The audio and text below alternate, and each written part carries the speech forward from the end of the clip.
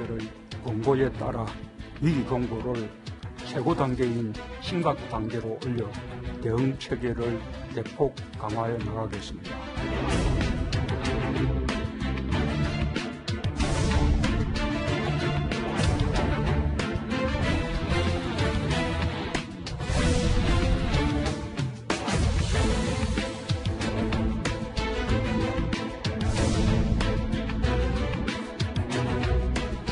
virus의 감염 전파가 본격적으로 시작되어야 하는 지금이 마지막 기회입니다.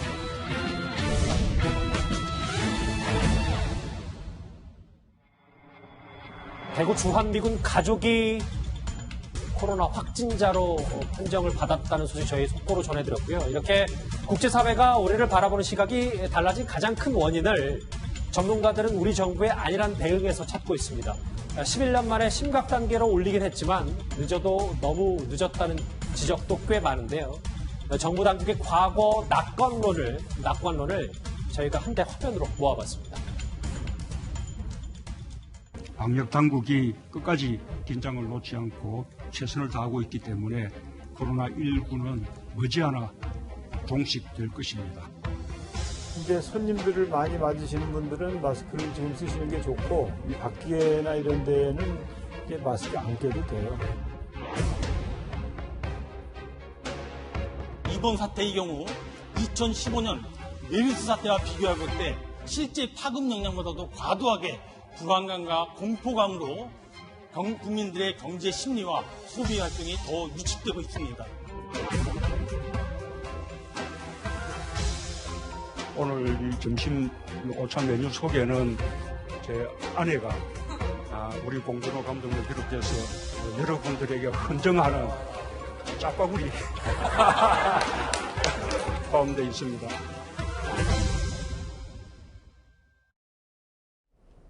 이제부터 좀 정부의 대응 얘기를 안 해볼 수 없습니다. 장혜철 평론가님. 물론 대구 경북 지역을 중심으로 한 확산세가 심각 단계 격상에 결정타긴 했는데 타이밍 부분에서 먼저 보면 여론 눈치 보다가 뒤늦게 한 거 아니냐라는 비판에서 자유로울 수는 없을 것 같은데요. 제 주위에 많은 의사분들이나 전문가들이 왜 전문가 말을 이렇게 안 듣는가, 메르스 사태 때 그 경험을 해놓고도라는 한탄을 많이 하는데요. 대한의사협회에서 중국인 입국 금지 같은 제안도 여러 번 했었고요. 이 방역 단계를 격상하는 것, 위기 단계로 격상하는 것에 대해서는 이미 정부 조치 이전에 이 최대집 회장 명의로 2번이나 권고를 했습니다. 대한의사협회만 권고를 했느냐? 대한감염학회 같은 경우도 이 감염병과 관련된 전문가들이 모인 협회 아니겠습니까? 대한감염학회도 이미 이 위기 단계를 이제는 격상해야 된다는 권고를 했는데 그러고 나서도 며칠이 지나서 이 정부는 끝까지 지켜보다가 이제 손 쓸 수 없는 지경에 이르자 뒤늦게 위기 단계를 격상시켰다는 뒷북이라는 평가를 속된 말로 받고 있는데 그 원인이 정말 전문가들의 말에 귀를 기울여서인가 아니면 총선이나 이런 상황을 앞두고 이 위기 단계를 격상시키게 됐을 때 맞이하게 되는 그런 정치적인 여파 내지는 경제적인 여파를 너무 지나치게 의식하고 또 대통령이나 총리, 기재부 장관 등이 일찌감치 지지난주부터 샴페인을 터뜨리지 않았습니까? 아직 코로나19가 종식되지도 않았는데 마치 승기를 다 잡은 것처럼 다 방역을 다 끝낸 것처럼 이런 식의 샴페인을 일찍 터뜨렸기 때문에 당국에서도 그 이후에 뒤늦게 위기 단계를 격상시키는 것에 대해서 부담을 느낄 수밖에 없었다는 무엇이 되었건 이러한 뒷북 조처에 대해서는 이 사태가 종식된 이후에는 냉정한 평가를 받아야 될 것으로 보여집니다. 자, 이처럼 정부의 안이한 대처에 따른 비판과 함께 과거 문 대통령의 발언도 좀 회자가 되고 있습니다. 화면 만나보시죠. 전국으로 확산되면 이미 그게 심각 단계에 있는 것이거든요. 국가 이미지 때문에 경고 수준을 이렇게 하지 않고 있다. 이렇게 답변을 했습니다. 5년 전 메르스 때 발언 듣고 왔어요. 김상현 평론가님. 이런 것 같아요. 그러니까 지금 앞서 짚어봤던 거는 이제 골든타임을 놓친 타이밍 얘기라면 정부가 그 속내를 들여다보면 중국 눈치 보냐 이런 얘기도 있습니다만 너무 경제를 살피다가 방역에 소홀했던 거 아니냐라는 또 다른 지적이 있습니다. 그렇죠. 이제 경제 부분이 굉장히 안 좋아요, 실제로. 그래서 이게 얼마나 솔직히 심각성이 얼마나 되느냐에 따라서 그 판단은 조금씩 달라질 수밖에 없습니다. 그래서 그거를 굉장히 세심하게 판단을 하다가 놓친 건지 아니면 진짜 어디 눈치를 보고 총선을 위해서 놓친 건지 그거는 제가 예단할 수는 없는데요.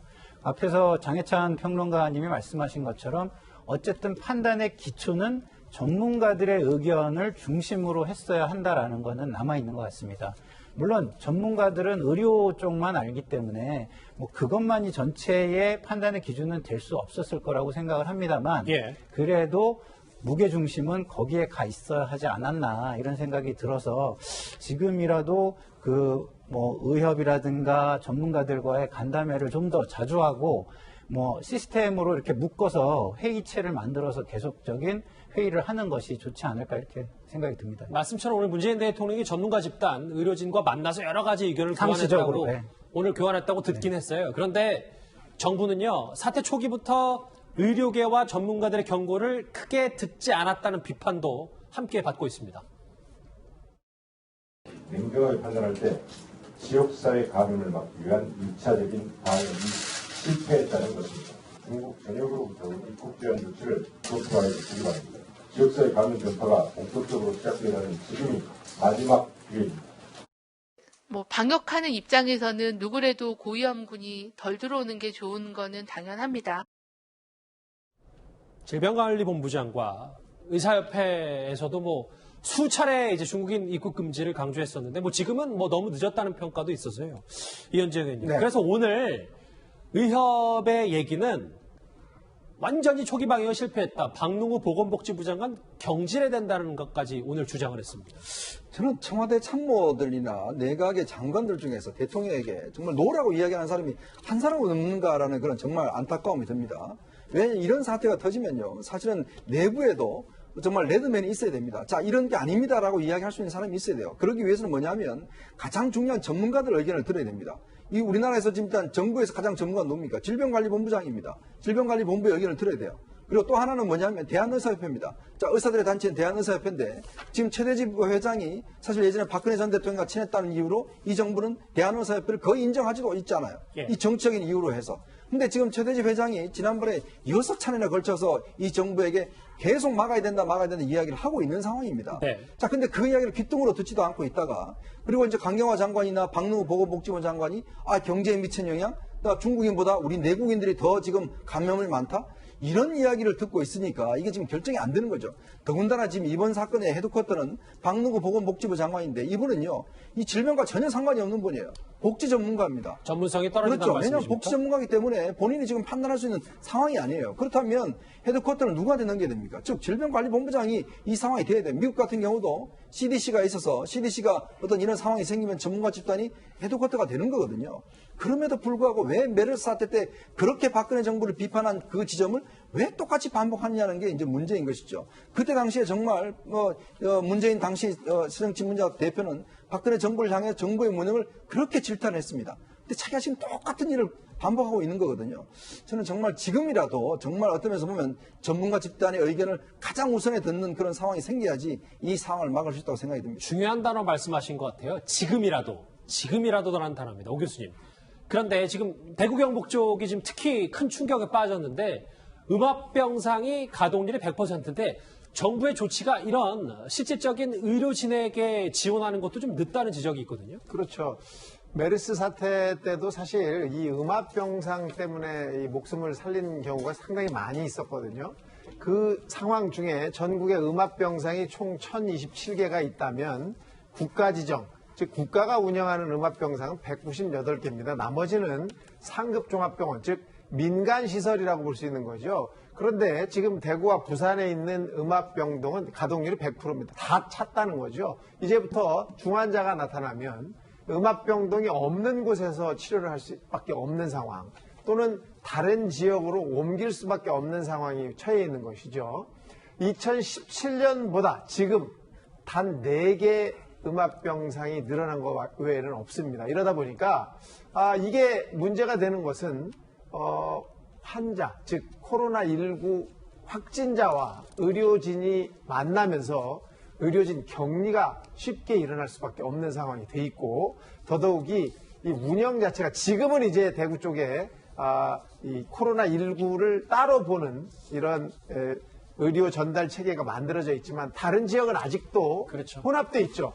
일반 환자와 코로나19 환자가 합쳐져서 진료를 볼 수밖에 없는 의료 일원화로 돼 있는 상황이죠. 이게 빨리 이원화될 수 있는 방향으로 바뀌어야 되는 거고 음압병상은 앞으로 이런 사태가 더 생길 것을 예상해서 국가적으로도 조금 더 신경 쓰고 의료진의 또는 협조에 알겠습니다. 합쳐서 더 늘려야 될 거라고 생각합니다. 지금이라도 정부가 전문가에게 방역 전체를 맡겨야 되는 거 아니냐라는 얘기도 있어서요.